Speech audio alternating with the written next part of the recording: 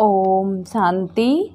सुनते हैं आज 14 सितंबर 2023 के ईश्वरीय अनमोल महावाक्य।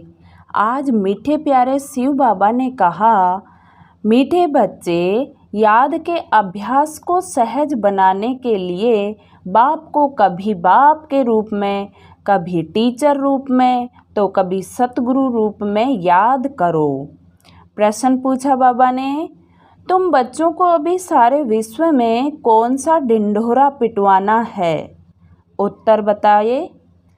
अब ढिंढोरा पिटवाओ कि सुख की दुनिया माना स्वर्ग का रचयिता स्वयं राजयोग सिखलाने आया हुआ है। वो बच्चों के लिए हथेली पर बहिष्ट माना हेवन लेकर आया है। इसलिए राजयोग सीखो। बाप स्वयं कहते हैं, बच्चे, अब तुम्हारे 84 जन्म पूरे हुए हैं, तुम्हें मेरे साथ घर चलना है। इसलिए देह का भान छोड़ अशरीरी बनो, देवी गुण धारण करो तो देवी दुनिया में चले जाएंगे। आज का गीत है, कौन आया मेरे मन के द्वारे, पायल की झनकार लिए। ओम शांति। मीठे मीठे बच्चों ने गीत तो सुना कि अभी हमारी बुद्धि में किसकी याद आई है।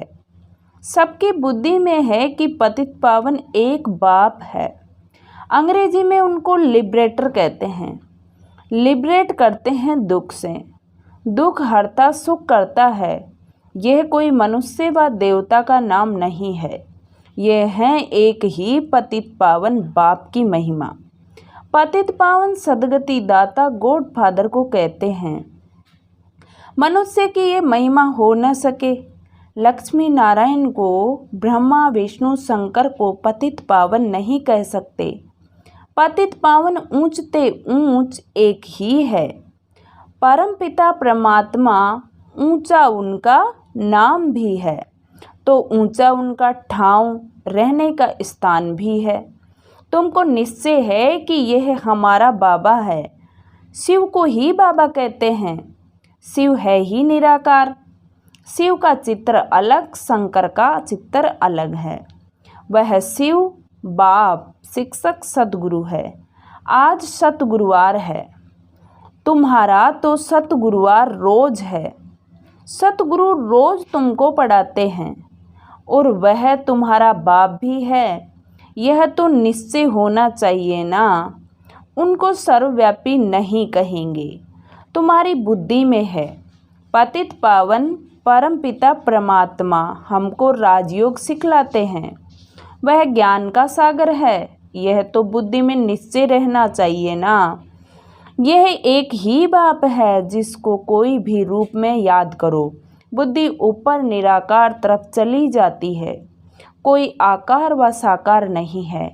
आत्माओं को परमपिता परमात्मा से अब काम पड़ा है, परंतु जानते नहीं हैं। गाते हैं कि वह ज्ञान का सागर है, तो ज्ञान का सागर माना जो ज्ञान सुनाकर सद्गति करे। लक्ष्मी नारायण को यह ज्ञान नहीं है। ज्ञान वह है जो ज्ञान सागर से मिले। इसलिए शास्त्रों में भी ज्ञान नहीं है। ज्ञान सागर को ही मनुष्य सृष्टि का बीज रूप कहते हैं। बाप क्रिएटर है। वह है बेहद का बाप और सब है हद के बाप। अब बेहद के बाप को सब याद करते हैं।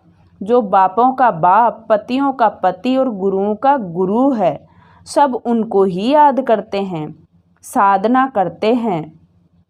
आजकल चित्रों के आगे, राम के आगे, शंकर के आगे लिंग रखते हैं। है निराकार, ऊंचते ऊंच है। वह लिबरेट करते हैं। अभी तो सब आत्माएं पतित हैं। 5000 वर्ष पहले जब आदि सनातन देवी देवताओं का राज्य था, तो उस समय एक ही राज्य था, सुख धाम था, सतयुग। पवित्रता, सुख, शांति सब थी। उसका नाम ही स्वर्ग है, हेवन है। हेवन को सूक्ष्म वतन व मूल वतन नहीं कहेंगे। हेवन के अगेंस्ट है हेल। यह बुद्धि में रहना है। एक बेहद के बाप को ही याद करना है। उनसे स्वर्ग का वर्षा मिलता है। सतगुरु राजयोग सिखलाते हैं, पावन दुनिया में ले जाते हैं। एक की कितनी महिमा है, लक्ष्मी नारायण को यह महिमा नहीं दे सकते। एक ही निराकार बाप है, आत्माएं भी निराकार है। जब शरीर से अलग हैं, बाप कहते हैं तुम अपना शरीर लेकर पाठ बजाते हो। तुम कितने जन्म पाठ बजाते हो यह भी जानते हो। 84 जन्म बजाते हैं ना। ब्रह्मा का भी चोला है, सूक्ष्म वतन में भी चोला है। शरीर तो है ना, कहेंगे उनमें भी आत्मा है। ब्रह्मा विष्णु शंकर को भी सूक्ष्म शरीर है। मुझे कहते हैं निराकार परमात्मा। बच्चों को समझाया है, कोई को भी बोलो तुमको 2 बाप है, तुम्हारे बाप को भी 2 बाप है। सब उस बेहद के बाप को याद करते हैं। लौकिक बाप तो अनेक है, यह बेहद का बाप तो एक ही है। बाप भूल जाए तो टीचर याद पड़े, टीचर भूल जाए तो सतगुरु याद पड़े। अच्छा, आगे बाबा ने कहा, बाप समझाते हैं भारत अभी पतित है, पहले पावन था तो इतनी आत्माएं कहाँ निवास करती होंगी। जरूर मुक्ति धाम वानप्रस्थ अवस्था में अर्थात वाणी से परे। मनुष्य बूढ़े होते हैं तो वाणी से परे जाने के लिए गुरु की शरण लेते हैं कि हमको निर्वाण धाम पहुँचावे, परंतु वह पहुँचा नहीं सकते। झाड़ को तो बढ़ना ही है, मुख्य पार्ट है भारत का। उनमें भी जो आदि सनातन देवी देवता धर्म के हैं वह 84 जन्म लेते हैं। आत्मा परमात्मा अलग रहे भवकाल, सुंदर मेला जब लगा सतगुरु मिला दलाल। तो हिसाब करना चाहिए ना। बहुकाल अर्थात जो पहले पहले इस सृष्टि पर पाठ बजाने आते हैं, बराबर 84 जन्म उनके ही हैं।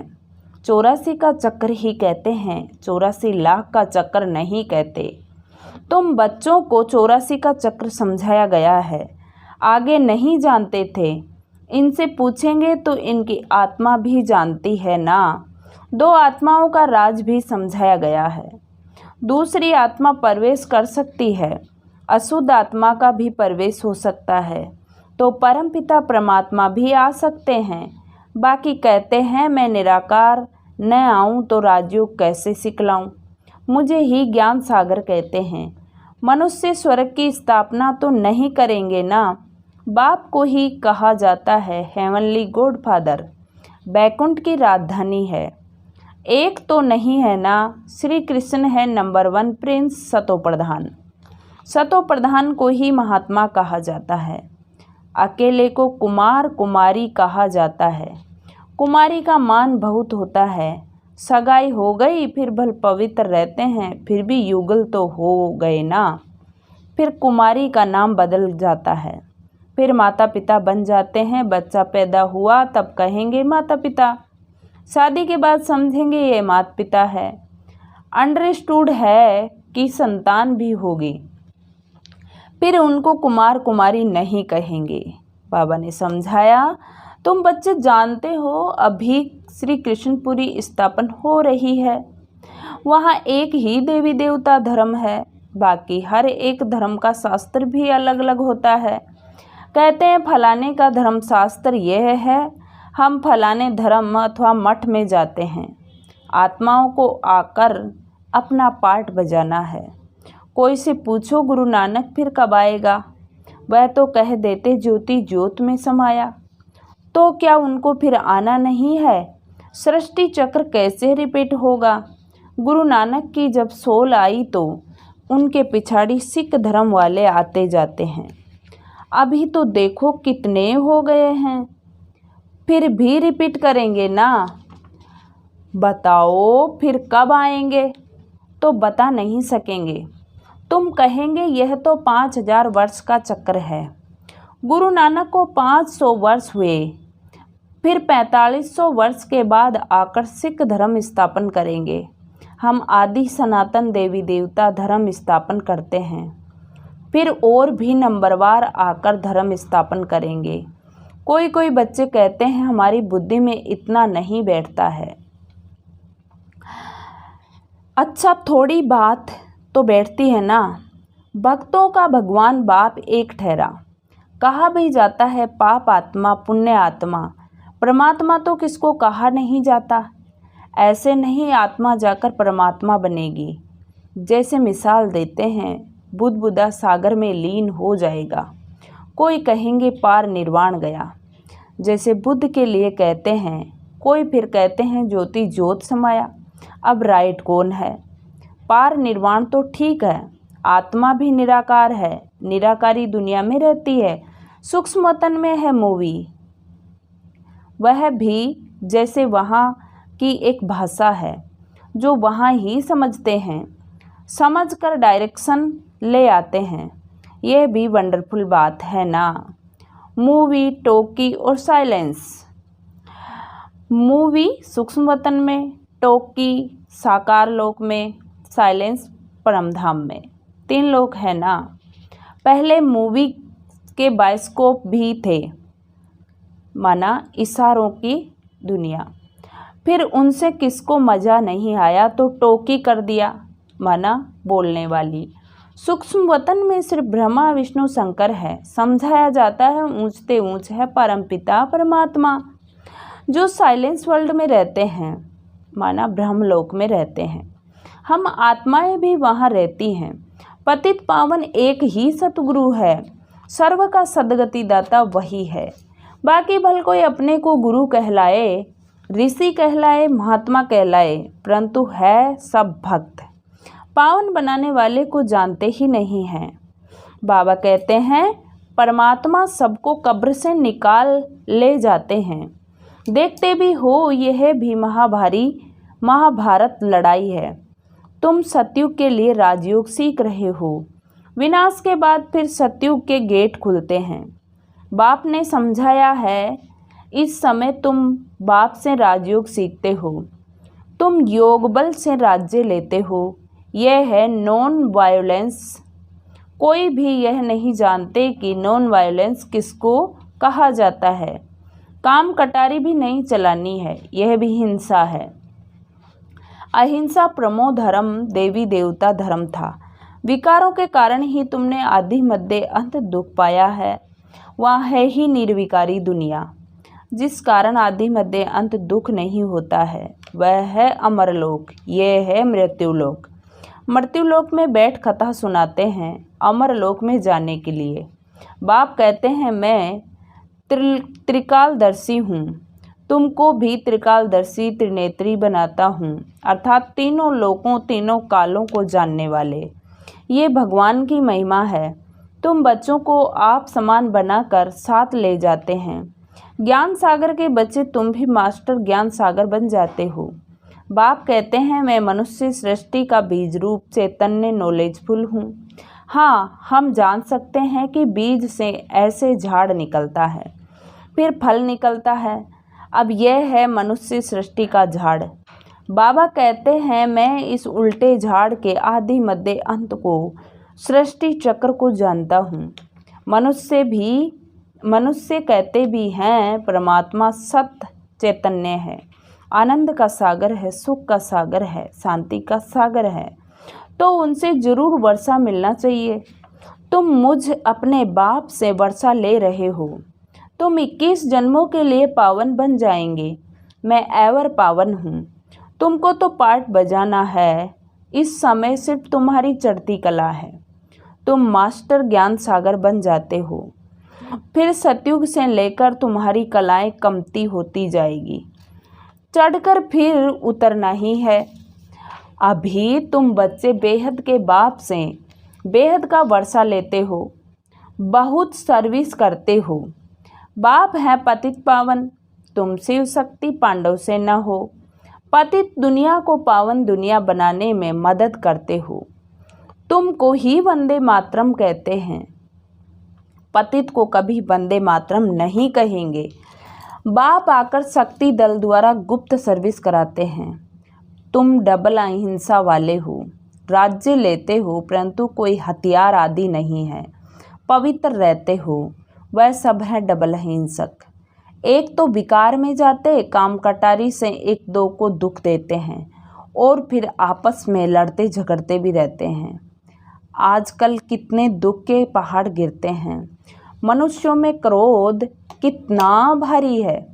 अपने आप को आपे ही चमाट मारते हैं, सबकी ग्लानि करते रहते हैं। यह भी ड्रामा में नूंद है, सबको गिरना ही है। अभी तुम्हारी है चढ़ती कला, तुम ढिंडोरा पिटवाओ कि स्वर्ग का रचेता राजयोग सिखलाने वाला वह भगवान आया हुआ है, हथेली पर बहिष्त ले आया है। श्री कृष्ण को हम भगवान नहीं कहेंगे, श्री कृष्ण को भगवान नहीं कहेंगे, वह देवी गुणों वाला मनुष्य है। ब्रह्मा विष्णु शंकर को देवता कहेंगे, उनको देवी गुण वाले मनुष्य नहीं कहेंगे। देवी गुण सतयुगी मनुष्यों में है, आसुरी गुण कलयुगी मनुष्यों में है।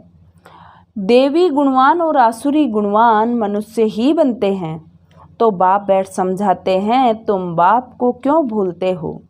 घड़ी घड़ी मुझ बाप को याद करो। तुम्हारे 84 जन्म पूरे हुए, अब मैं तुमको राजयोग सिखलाने आया हूँ। फिर भी तुम घड़ी घड़ी भूल जाते हो। देह अभिमान छोड़ अपने को अशरीरी समझो। अच्छा, माता पिता बाप दादा का मीठे मीठे सिक्की लदे बच्चों प्रति याद प्यार और गुड मॉर्निंग। रूहानी बाप की रूहानी बच्चों को नमस्ते।